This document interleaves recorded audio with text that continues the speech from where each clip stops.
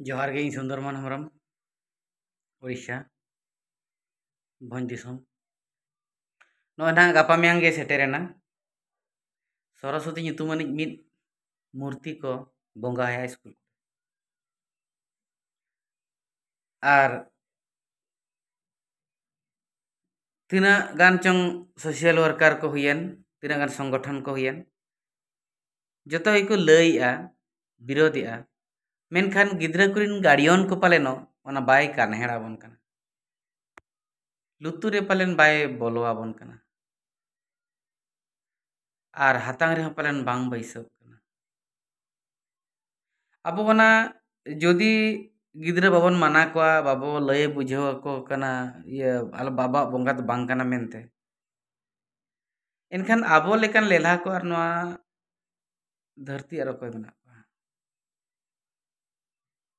अब वो लैया को मा जदि उनी सरस्वती बंगा लगी बन भेजायत कोआ पैसा कड़ी बन एमा को कना बखान बाबन एमा को कना जदि बन भेजायत कोआ एनखान उनको लैया को हों दरकार कना जे सरस्वती दो ओकोय कना मेनते चिली कनाय मेनते ओना जा परिचय लैया को मा जते के बन बाडाया सरस्वती nyutumanin mit nuni मूर्ति जहां को बोंगाय कान दो उनी तो बोंगा दे बांग आकुई आकुआ जातिर नि दिकु को जातिर नि मेटांग कुड़ी ताहे कनाय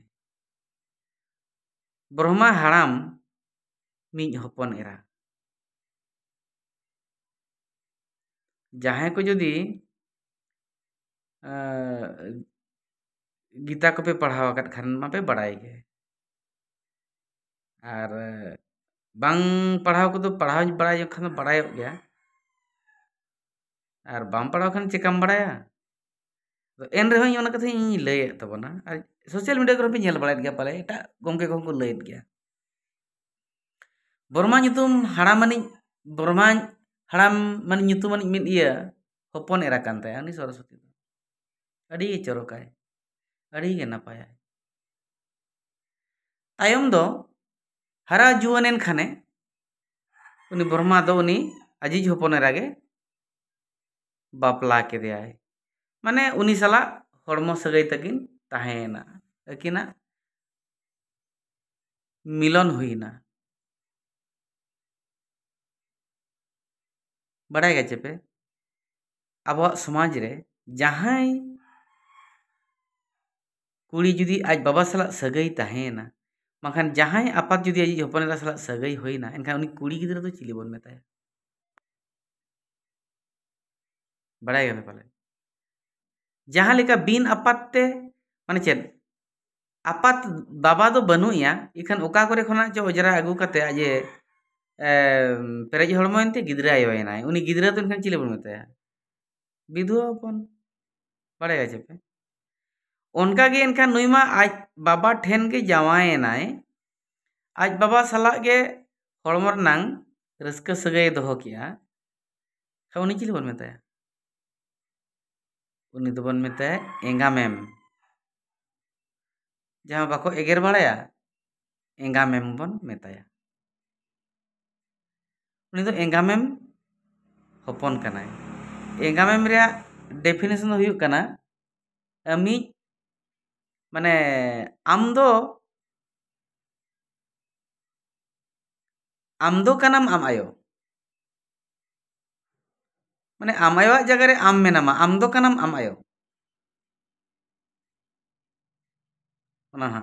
सेदा खन को रोड अगुआ का मेन अगुआ का को अदो पतप पुथि को मेना गया जहां को जदि अब पदप को चर्चा आगत खान मा तो ओना लेकन कथा तो उनी कनाय उनी सरस्वती दो ठीक बड़ा गया आप अच्छा जहां गार्डियन को जदि मास्टर को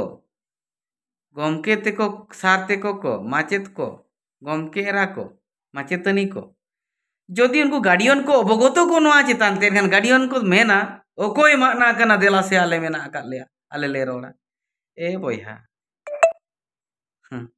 मेनते मा फुटनी के रोड जों कना संतार ठेन दो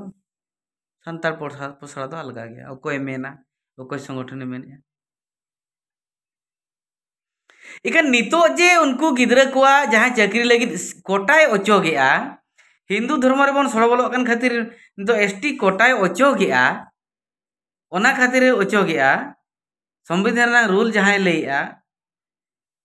ओना खातिर ओचोगेआ जे संविधान खन जदि उनको बांगा ओना आको जहां अधिकार खना जदि उनको वंचित कना को कोटा खन जदि ओचोगेत कोआय एसटी कोटा खन जदि ओचोग कोआय एनखान उन बेला रह आपे मेन पे ओकोय ओचोगेआ नुकुआ कोटा एसटी कोटा चलो आले मेना का ले आले ले बुझवा दम मेना ताकोया और नोकान फुटनी कोआ फुटनी के मारांगा जहां को बन मेने आलेरिन गिद्रा पूजा अचुआन को जहां को बन मेने आलेरिन गिद्रा को पूजा अचुआन सदाय खन पूजा हकना और जहां रोड़ा उनजो आले बुझो आले मेना का लेया आगे आपे तब अंगीवार पे गो दड़िया की अंगीवार पे गो दड़िया दायित्व पे गो दड़िया न एसटी कोटा जहां अचो को मेनते बापे गो दड़िया चिकाते ओकात हो बनु तपिया दम हो बनु तपिया नोंकान फुटनी को तो बनु दम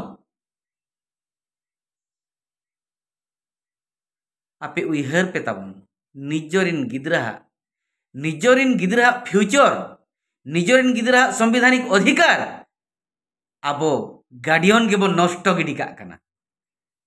एनखान अब तो अकिलान को कना बन चे मोहा बोका कना बन मा उइहर तबन मा जोहार के।